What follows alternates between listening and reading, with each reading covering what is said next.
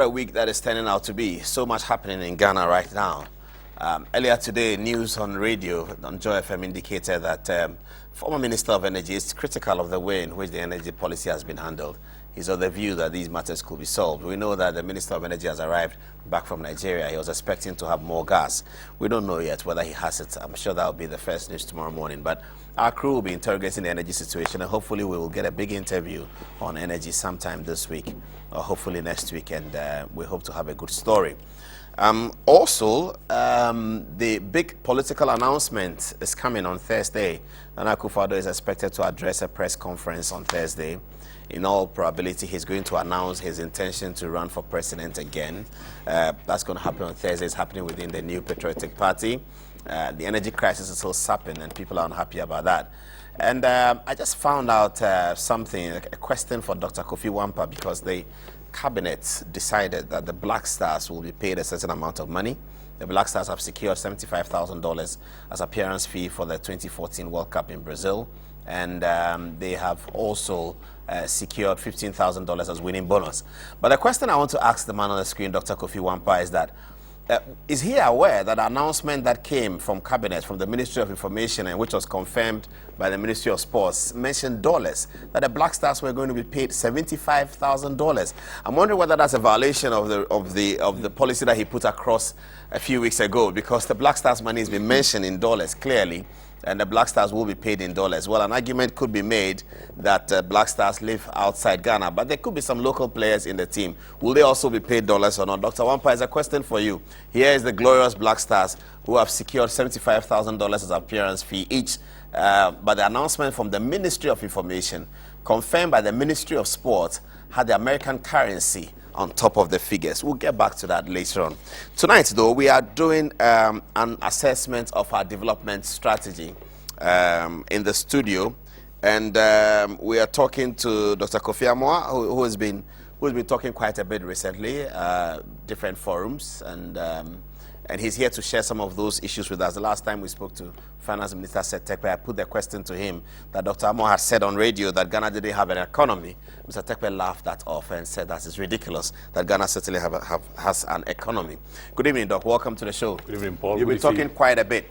Yes, because... What is animating this discussion that you've been having on roundtables and on radio about Ghana? What are you looking for? There are a lot of people who are disturbed about the state of the nation's economy, about the preponderance of poverty, the preponderance of import dependency, the weakening of our currency, the lack of jobs, young people in the rural areas migrating to the urban centers because we have forgotten about them. But we've been saying that for forever. We have been saying it. Is it getting worse? Well, you are a Ghanaian citizen. I don't know if it's getting worse in your home, but a lot of people have been calling me, expressing desperation in their voice and desperation in their real lives. And I think that the leadership of this country, and when I say leadership this time, not just the presidency, but the parliament, must get up and do their job. I'll elaborate on that a bit later on. Tonight we were talking about the development strategy that is good and what you have observed in the meantime of what can be done in terms of developing our country. You talk a lot about agriculture and putting our people to work. You talk about the easy access to some of the factors of production like land, which are clear, and that we are not going the way in which other countries have gone. What comes straight forward to us is availability of land, and you have talked about how we can apply that land for agricultural purposes. We interrogate some of those things. But when we come back from the break, I'll be asking you, when we put out the information that you were going to be on tonight, people want to know about your entertainment center, whatever happened to it. After the break, you tell us about that. So tell your friend, he shouldn't sleep. Dr. Amoah is live on Good Evening Ghana. I'll be right back. Send your emails, goodeveningghana@gmail.com.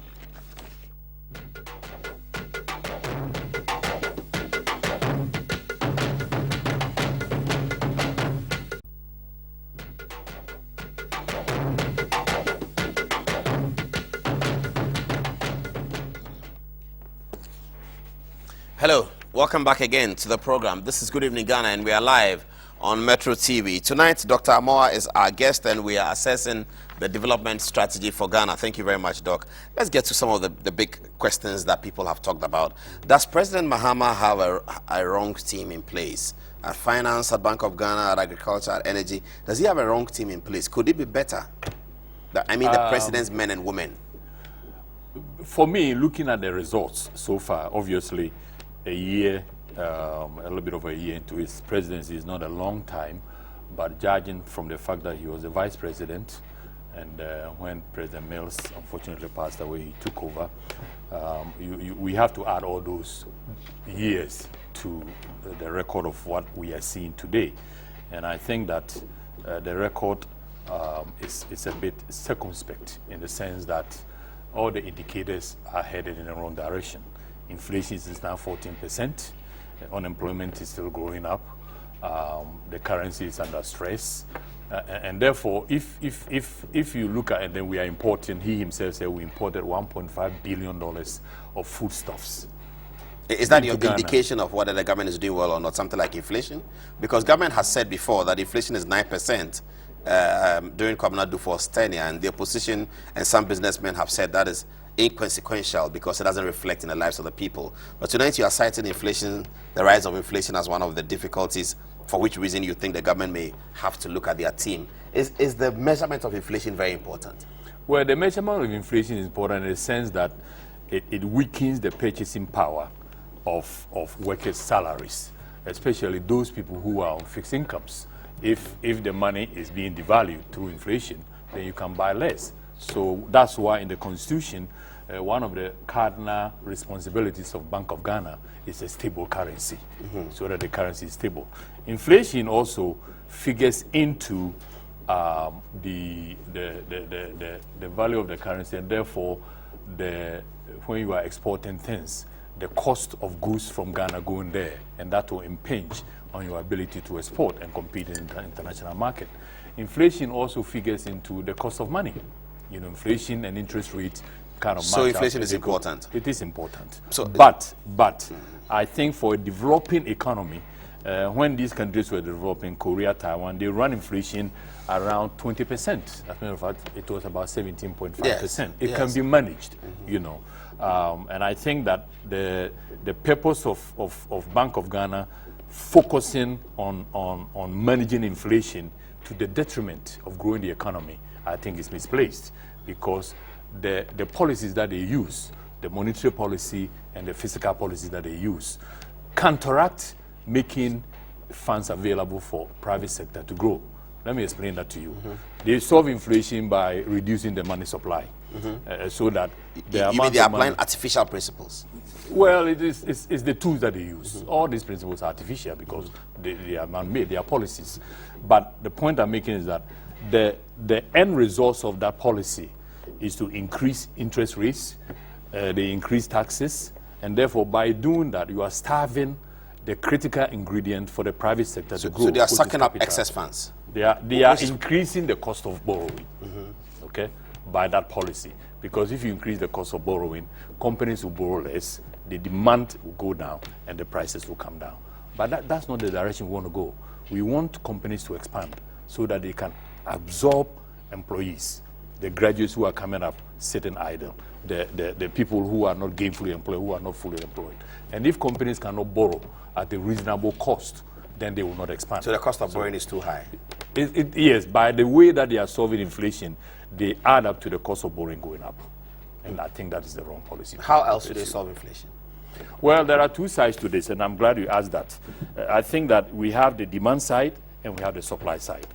If the cost of bananas are going up because people are demanding bananas, what you do to bring the cost of bananas down or the price of bananas down is to produce more bananas. Well, but if it's a short-term, medium-term issue, it is short-term. If you cannot do that within a short term. It is short-term, but we have been saddled with this problem for too long. And if we don't start looking at the supply side of the Ghanaian economy and keep managing the demand side, that's all we've been doing, you know. And we go and borrow money for consumption.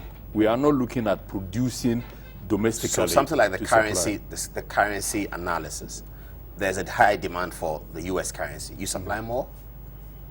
Is that your solution? Well, there's a high demand for the U.S. currency because you are import dependent. Yes. Because you want to go and buy things from the United States, so you need their dollars. Or from China. Or from China, you need their yuan.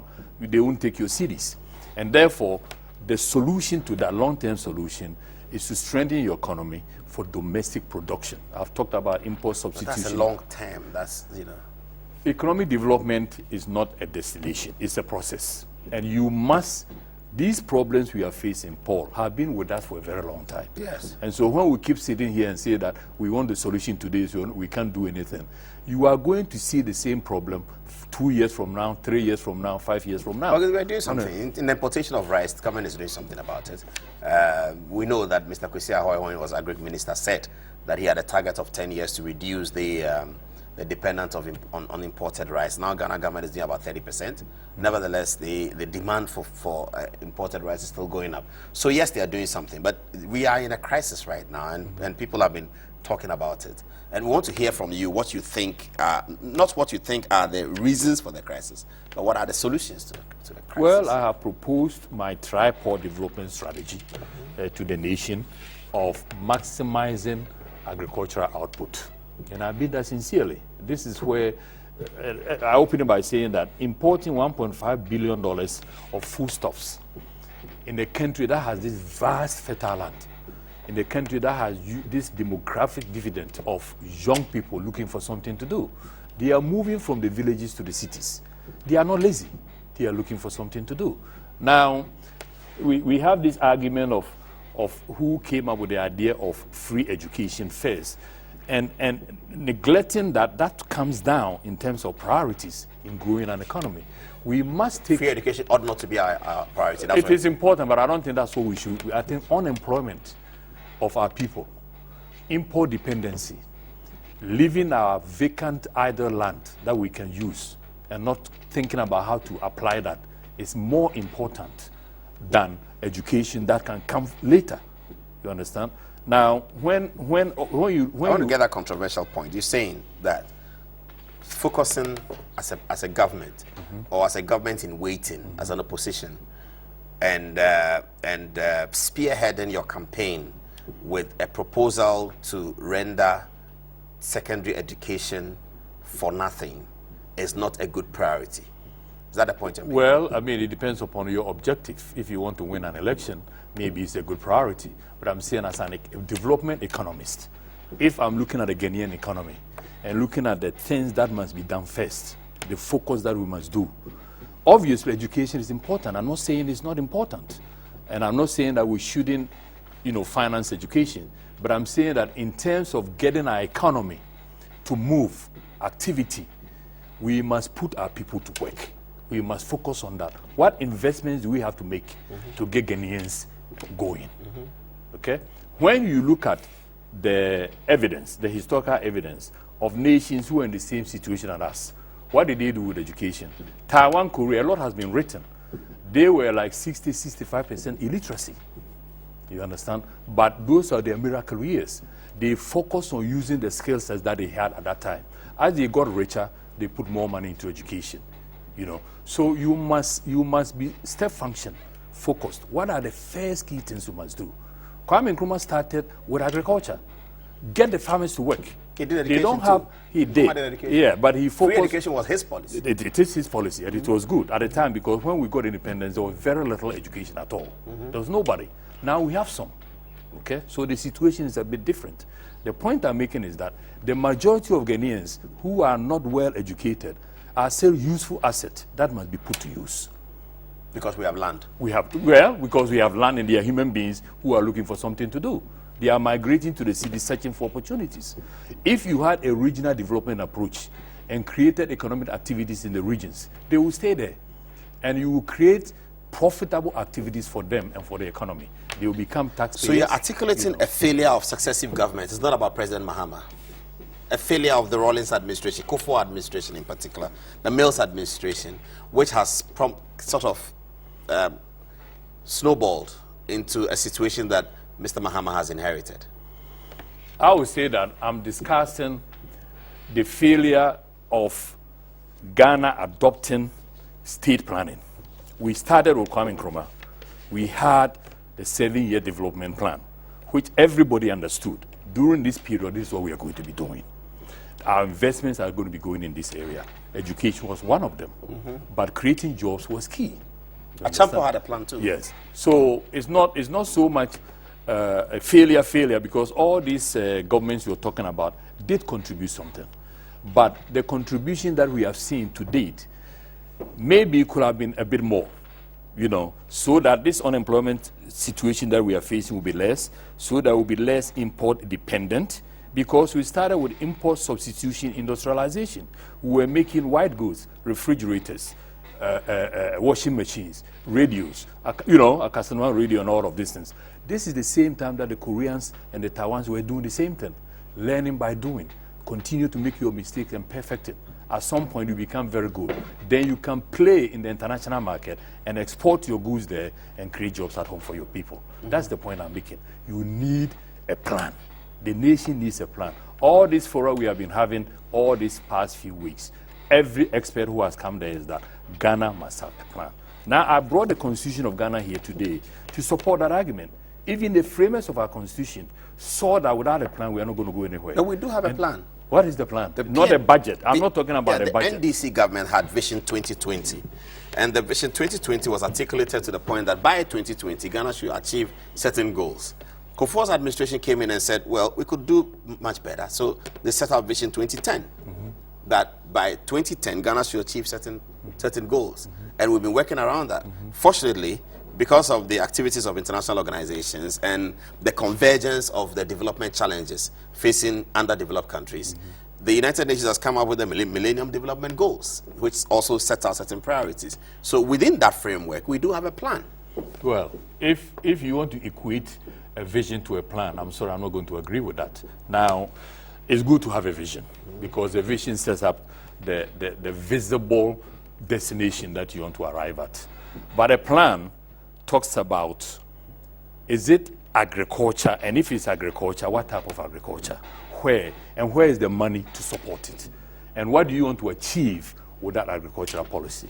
If it's manufacturing, what kind of manufacturing? Plan is one sector. Yes. What type of manufacturing will be conducive to the Ghanaian environment?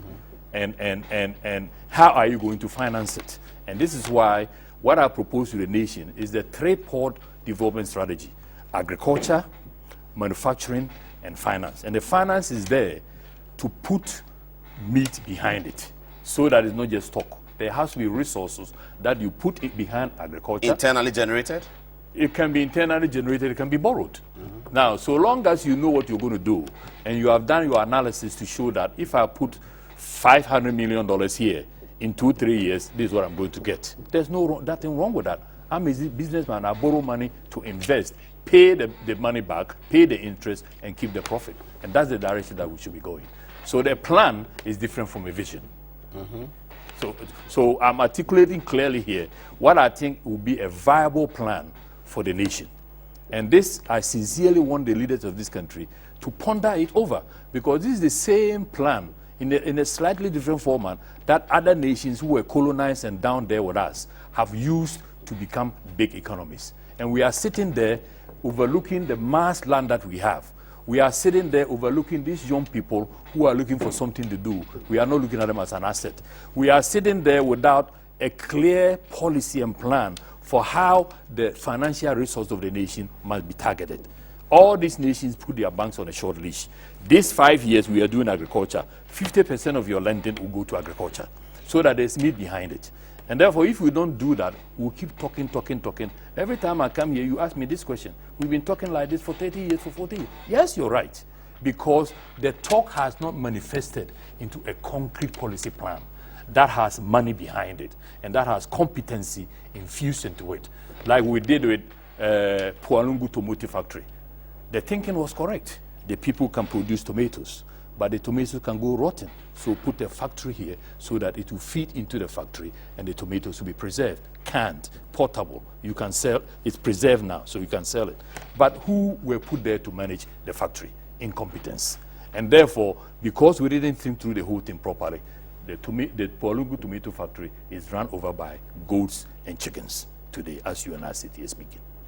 As you've been studying this, the recent economic sort of paradigm of Ghana, are you one of those who thinks that the Honorable Seth Terkper may not be the right person for the job? Well, what I would say is this, that you have different kind of professional expertise, competencies, and judgment that comes into view when we were talking about the finance and economic planning minister. Mind you, it's finance and economic planning. That's Ministry of Finance and Economic Planning, yes. Okay, so should the person be an accountant? Should he be a development economist? What kind of background should he have? If you are a nation that is trying to create jobs for your people, I think it will make sense to find somebody who knows what to do in terms of creating jobs for people. And I don't know all the background of my brother Tepe, but I think that the difficulties we are having, I think the president has to answer to that. He's affirmed to the whole nation that he has confidence in him. So he appoints him, he's there. And he's been approved by Parliament. So he's the finance minister. Now the president himself will have to demonstrate to the nation that the promises that he made to the nation, that they are being carried through and they are being manifested through the policies of the finance minister. So that is my answer to that. Now, you haven't answered my question. I'm asking whether you think that given his output, whether you think that the appointment could have been better. Well, of course, the appointment can be better if the direction that this government wants to go is to create jobs. They've said that they want to create jobs. We haven't seen any jobs being created. If the appointment of this ministry is to help us curtail importation, import dependency, we are not seeing that, and therefore something must be done there. If the appointment is to help manage alongside with the Bank of Ghana to stabilize the currency, it has not been stabilized. If the appointment was to help contain inflation, inflation is walloping up to 14%. We haven't seen that. So we can only go by the results of the appointment. And by the results of the appointment, we are still having difficulties. So in a nutshell, the appointment must be looked at. That's the point you're making. The point I'm making is that Ghanaians are expecting promises that were made during elections to be satisfied. Somebody just making a correction that the ministry is now only finance. Economic planning has been, I believe, gone to the NDPC, the National Development Planning Corporation. Last time you were here, you had something to say about them. You thought that they were not effective. I said that they are not known to the people of Ghana, to the citizens of Ghana. A plan, if you are doing a plan for the nation must know what the plan is. The nation must be consulted, and their input must be made, so that when the plan comes out, everybody understands that under this government, agriculture is something big. They are putting money into it. Under this government, manufacturing is big. They are putting money into it. Under this government, the financial institutions are going to help move this economy forward by allocating a portion of their loans to these areas. And everybody understands that. I don't know what plan the NDP has come up with. And I don't know if you know. If you do, then explain it. You talked about land, and I'd like to bring in the argument that people often don't want us to talk about. The traditional authority have a lot to do with the availability of land in Ghana. As you know, in Ghana, land does not belong to the government unless it's compulsorily acquired. And government has acquired only a portion, an insignificant portion of land, particularly in Accra only, for state institutions, public schools, public hospitals, and then all of that. So a lot of the land that we see traveling around Ghana is still within the control of traditional authority. There's a land tenure system in Ghana that is inhibitive of large-scale agriculture. Have you looked at that? And what I've looked at that. I've looked at that, and I think this is where I believe Parliament has been derelict with their duties. You go to the directive principles of state policy. There's a section on land there. And we all know that all lands in Ghana are held in trust for the people. Yes. They don't belong to the traditional authorities. As a matter of fact, the percentage distribution of income that comes from land is part of this constitution. There's an administrator of lands. And this administrator of lands, also a part of this constitution, has certain responsibilities. And that if Parliament were to do their job and make sure that is there, we will not be seeing this land problem. We have abrogated the value of the land with the thinking that it belongs to the traditional rulers. It doesn't. They are caretakers for the land. Well, but they make the decisions about the land. No, they may be caretakers, but they make the decisions about the land. No, they don't. The Lands Commission, if you read the Constitution carefully, the Lands Commission, with its regional Lands Commission in the various regions, must denote the use for all lands in that region. The different types of use that the land. Well, Lands Commission takes control of government land, not land that belongs to a chief in Labadi. But you have the administrator of stool lands. Okay? Stool lands, yes. Yes, you have administrator of stool lands. Yes. So all of them work together. So you take any region, for instance, all these institutions work together to create the land use policy of that region. Okay. Obviously, if it's a stool land, the chief or whoever is the caretaker of that land in trust for the people. Now, when the land generates any income, I think it's 25% goes to the traditional authority, 50-something% should go to the district assembly, okay, to be used to develop the area for the people. So I think that it is the fact that we haven't looked at what the Constitution says and how the land should be managed by whom and who has the authority to utilize the funds that come out of this. So I don't have any problem. Who should be doing that looking? Is it Parliament? Because you are talking about Parliament having been derelict in their duty. Is it Parliament that should be doing that looking? Yes, Parliament. If you go to Article 103, 3 of the Constitution, it's very clear that, Dr. Kumbo recently did something, and he was talking about the same thing, and I agree with him.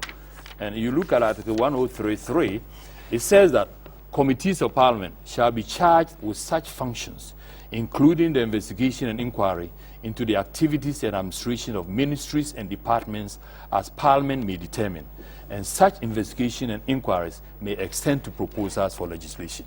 Now, if this same Constitution says that the administrator of stool lands will make accounting for the lands in that area, has Parliament ever called any administrator of stool lands to make an accounting, to make the traditional rulers know that somebody is watching, that this land doesn't really belong to me, it belongs to the people, I'm in trust for them. You understand what I'm saying? We're talking about all this corruption in the department. We are talking about bloated employment in the ministries, which is killing the single spine policy with no productivity. Has Parliament looked into that? It is a job of Parliament to call this ministry, Minister of Finance. How many people do you really need to do your job? Come and substantiate that to us. Now, if the budget of government is being broken because of this burden of the SSSS, has Parliament looked into what can be the solution? You understand what I'm saying? You mean sack some people as the single spine policy itself requires? Yeah, productivity. The single spine also demands productivity. Yes. It's not just increment in your salaries. There should also be a consummate productivity to come. You know, you look at the directive principle of state policy. I understand that, but that brings us then into the political difficulties of an elected president who may be seeking a second term or who may be hoping that his party retains in power.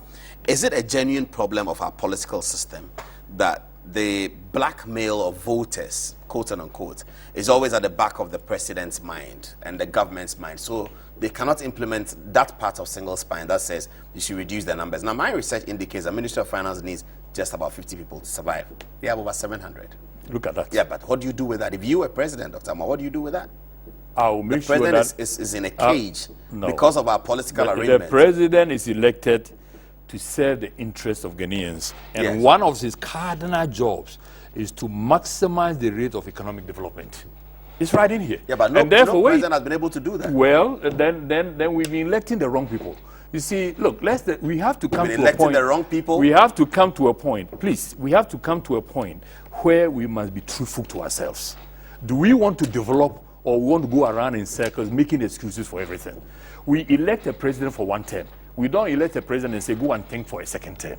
Do you understand? So if you elected me, Kofi Amoah, as president for 4 years, I am going to focus and die my best to do the best for the nation within the 4 years. If after the 4 years, the people themselves think that you didn't do enough, then they kick you out, I will salute and smile and go, knowing that in my heart of heart, I have done exactly what my might was and what I think was good for my nation. Now, if you keep talking about, as soon as they get in there, they start thinking about their second term. Yes, they do. Dr. Akoto was recently talking about that. They always do that. Yes, but then the voters must then begin to decide if this is the right way to go, because the problems will continue to persist. Well, but the voters are those at the receiving end. If you go remove about 100 or 600 people from Ministry of Finance, another 600 from Ministry of Trade, another 300 from Ministry of Employment and Social Welfare, these then become the people who will vote against you. No, but and you on see, top of that, you are demolishing their homes. You are demolishing their homes in Ajekojo. Believe me, if I'm the Minister of Finance and I need only 50 people, but I have 500, I'll find something for the 450 to do. I happen to believe that human beings are a resource. I'm a businessman. Do you understand? Yes. I can create value out of any human being. And therefore, the thing is not to throw them away. No, that's not leadership. You understand? Now, when we say that the markets are congested, they want to clean up and all of that, yes, we want a decent, organized market. But also think of the people who make their living there. What is the alternative arrangement you're going to come up with? And that is the job of government. You understand? So the equation for sanitizing our public sector, for bringing efficiency into public service, by hiring the right kind of people with the competent skills, paying them well to make sure that the job is done, also includes the redundancy and what you do with that. So you take people from Ministry of Finance and you put them on a farm? Or what? Well, I mean, I'm not the Minister of Finance now, so I cannot, but what I'm saying is that the people who are there, a lot of them are good material, I must say. Maybe they have been put in the wrong places, and therefore they are not challenged enough, and you go there, you see that productivity is not there. It's not good for them. You understand? Their lives are not enshrined by getting up in the morning to go to a place where you are not challenged. So they themselves, I don't think it's good for them.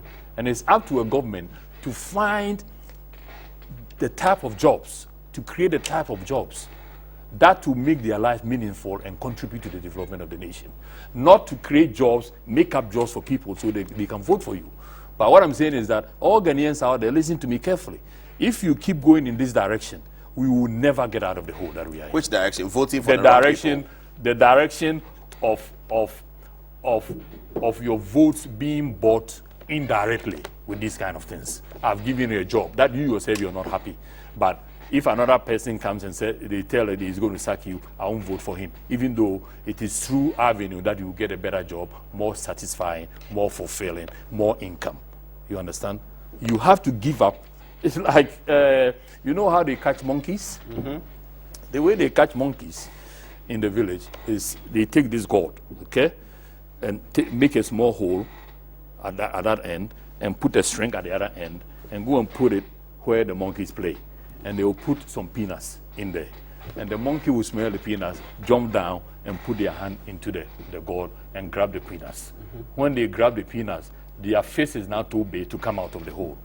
But they won't allow if they were to let the peanuts go and take their hands out, they will be free. Their hands will be there, and the hunter will pull them towards them, and you go to their death. So the peanuts of this world, the people who are in debt and jobs, please, you can do better. I'm telling you can do better. We need a nation whose economy creates the kind of jobs that are satisfying, that are ennobling, that people can be proud of. Getting up in the morning to go there, because it's your life. This is your dream. Every day is part of your life. To live your life, to get up and go to dead-end jobs, that is not serving your purpose. And I think that if there's over-bloating in the civil service, we need to correct it, because it is expensive for government budget, and it is not fulfilling for the individuals there, and it's not helping to grow our economy. What happened to Citizen Kofi? Citizen Kofi is loud and strong. Citizen Kofi is being renovated. It's a 7-story edifice. You will see that there are new painting in there. The interior is beautiful, and in about another month or so, we will launch it as something else, not as entertainment. It's not entertainment anymore? Else. It's not going to be. Why did you get out of the entertainment industry? Were you losing money? I have not completely gone out of the entertainment industry, but I think my plans were a bit too advanced for Ghana. Having lived in California and seen some of the best entertainment outlets in the world, and wanting to do something similar for my nation, I think I shot wrongly, and it was too advanced. You mean we didn't understand it? I wouldn't say we didn't understand it. It takes a certain level of patronage and a certain level of expenditure to sustain some businesses. And if you put those kind of businesses in an environment that doesn't have that kind of capacity or interest, it doesn't work. So would you bring it back 5 years later? It won't even take 5 years. In another format, yes. But the bill I'm talking about the entertainment package that Citizen Kofi was offering. Yes. The multiple entertainment packages that the company was offering in that building. Yes. Would you bring that concept back? Yeah, that in another form, in another form, in a different location, not in the same location. Yes. It won't be 5 years. To be, I believe in entertainment because I think that it fulfills a certain purpose of life. You know, life is not just get up and go to work and come home and drudgery. We must have avenues for escapism, avenues for intermingling with each other, avenues for conversation, take our family out, our friends out, conversation, and we need a lot of that, especially if our posture is to invite others to come and invest in our economy. I think those who are coming and they are used to those kind of things, it will embellish that kind of opportunity if we have these outlets there. One of the institutions of state that I know is very close to your heart is the football team, the Black Stars. They're going to earn $75,000 for appearance via the World Cup, and they'll be earning another $15,000 bonus for winning each game that they do against Germany, Portugal, and the United States in the first round. There's been a lot of talk about this, these figures for the Black Stars, whether it's good, whether it's too much, whether Ghana should be coughing up this at this time. After the break, I'll take your view on that one, and then we continue with our discussion. So it's Kofi Amoah live on Good Evening Ghana. I'll be right back after the break.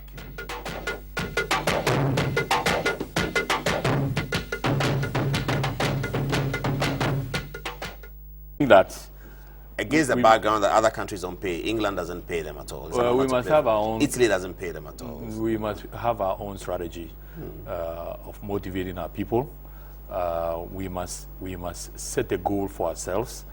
I think for a long time in this country, we could not qualify to go to the World Cup. I remember when I was the management committee of the FA, that was our singular purpose: qualify us to go to the World Cup, and we succeeded in doing that. And the lessons we learned there are the lessons that the GFA has been using ever since. Of course, they've added some other lessons to make us qualify to go to the second time and to go to the third time. And therefore, it would be premature to jettison these lessons. And I think one of the key lessons was that these people that we call to come and play in the Black Stars, they are stars, okay, in their own right. Of course, they are making millions of money on their contracts and all of that. But until they themselves says that, no, the money you gave, we're giving it back, I think they deserve it. And I think it's a good policy. It will motivate them, and it will help us do well in Brazil. Couldn't we have paid, say, 50,000 instead of 75,000? I don't know what advised the 75,000 figure. I wasn't there. But I'm saying that some money, it could have been 40,000, it could have been 30,000, it could have been 100,000. They selected 75,000. The point I'm making is that some compensation, some recognition of the nation that we thank you for what you're doing for us, putting it on the map. We want you to go there and die for us. And our token for you is this. If you do well, this is what we're going to give to you. I think it's a good policy. Okay, that's fair enough. That's the view of Dr. Amoah. Let's talk now about the directive principles of state policy. It's now 18 minutes before the top of our 11 o'clock. Coming to you, Good Evening Ghana live. We will be going up until the top of the hour, but soon before then, we will be taking you over live to Costa Rica in Latin America, where I bet you don't know this. I'm giving you the information. Where the black maidens, the under 17 female national soccer team, they are lining up against their German counterparts tonight in Costa Rica, and it's live on Metro TV. So about 5 minutes to 11, I'll link our viewers up live to Costa Rica. Fantastic. Where the ladies will be playing. I pronounce the score to be 2-0 in favor of Ghana. Against the Germans? Yes. Okay. Beat anybody. That should be good. Directive principles of state policy. Yes. Why is that exciting for you? It's very exciting for me because the merits of the direction we have been going are answered in this section of the Constitution. And that if we were to look at it carefully, I think Ghana has a very good Constitution, an excellent Constitution.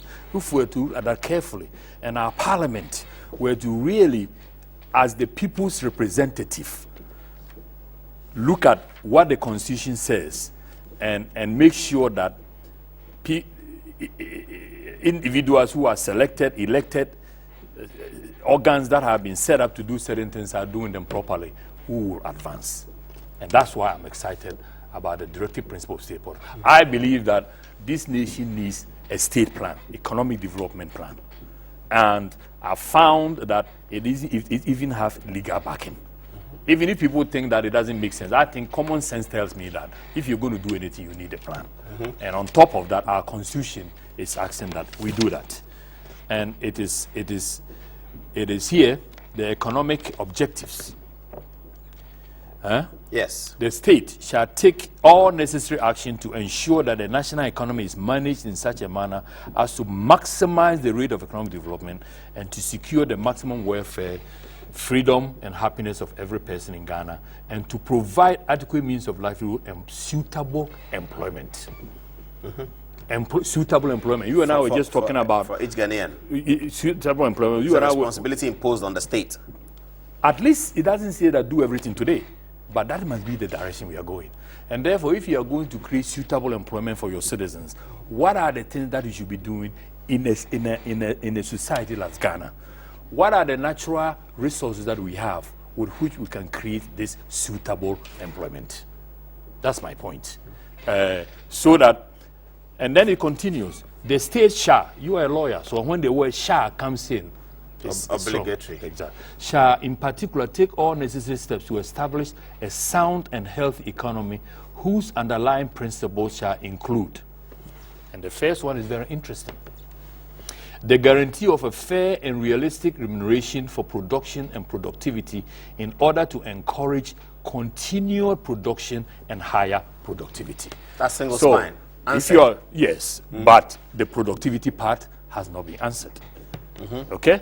You can't divvy out 60 to 70% of our tax revenue to one particular purpose without knowing exactly what we are getting out of it. We need to get productivity. It has a pronounced role for the private sector in here. The framers saw that. Now, it also says that we must ensure that we undertake even and balanced development of all regions and every part of each region of Ghana, and in particular improving the conditions of life in the rural areas and generally redressing any imbalance in development between the rural and the urban areas. We have been urban biased. Most of our investment activities as a nation are in the urban areas. We've left these people out there. That's not just to make them happy, but I think from an economic development point of view, it doesn't make sense, because majority of these people of Ghanaians are there, and that they can do certain things, and they have proven to do certain things in the past. I keep going back to cocoa. One example where Ghana has excelled using our, excuse me to say, our illiterate but not stupid citizens, okay, to go and till the farm and plant this cocoa, that Ghana became the largest producer in the world at one time and would earn a lot of foreign and create a lot of jobs. So I think that government must rise up to its duties in making sure that there are economic activities in the regions and that the rural areas are also developed in a balanced manner as proposed by the Constitution. Now, the thing that throws me the most in this Constitution is paragraph 3 of this section. The state shall take appropriate measures to promote the development of agriculture and industry. It's right here. Agriculture and industry. Yes. So the framers of the Constitution notice the importance of agriculture and industry. And I'm a development economist, and I agree with them 100%. Looking at the resources that the nation has, to overlook agriculture is suicidal. To import $1.5 billion worth of foodstuffs when you have the land to do it and you have the people to do the planting and retain the money here and create a multiplier effect to keep the undercurrent of development from underneath this and bring the economy up, to sustain it, to make it stronger, and to make it a bit more independent from importation. Is right here. The state shall take appropriate measures to promote the development of agriculture and industry. Now, here, tell me, you are the lawyer. I don't know if this has been satisfied. Which one? Paragraph 5 of this section. For the purposes of the following clauses, that is what the things I've told you. Within 2 years after assuming office, the president shall present to Parliament. Which president? Any president so elected. that will be the first president. No, it doesn't. No, any president within 2 years for assuming office. So every president you do yes has this obligation. Okay, let's hear the obligation. The president shall present to Parliament a coordinated program of economic and social development policies. That's a plan. He will present a plan, including agricultural and industrial programs at all levels in all the regions of Ghana. Has any president ever done that? They do it in a sessional address. I think what they do is present the budget. The sessional address is different from the budget. Okay, this is a development plan that the Constitution is asking for. Because when we had all these fora, this past 3 to 6 weeks, every expert that came agreed that Ghana does not have a development plan. Yes. Okay? And therefore, if this is being done, if this should be done in front of Parliament, if this is being done in Parliament, how is it that the consensus is that we don't have a plan? It means it's not being done. That's the point. That's right. Yeah. It's not being done. Okay? So we must look at that. Even the Constitution says that we must have a plan. And 2 years into office, within 2 years into office, every president must present a cogent plan, including agriculture and industrial development.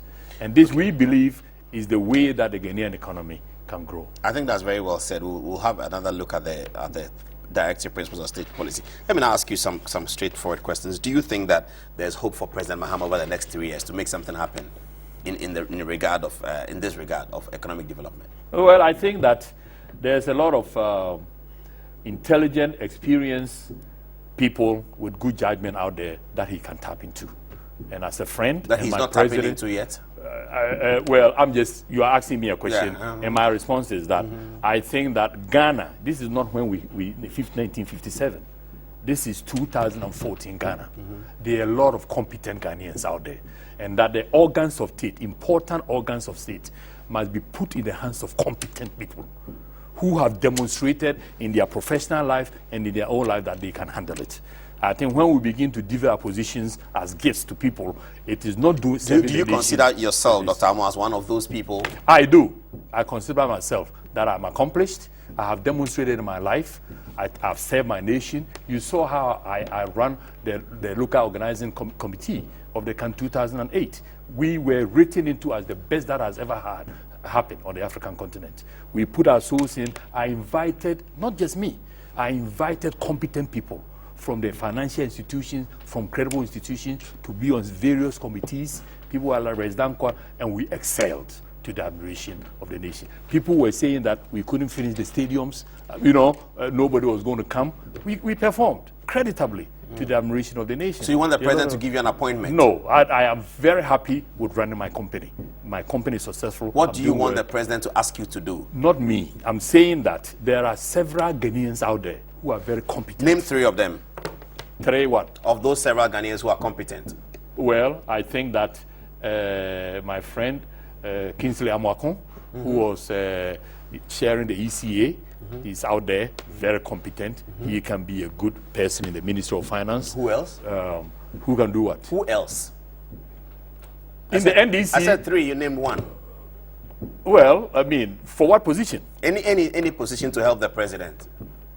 I think this man, when we did the fora, he ran as presidential for the CPP. What's his name?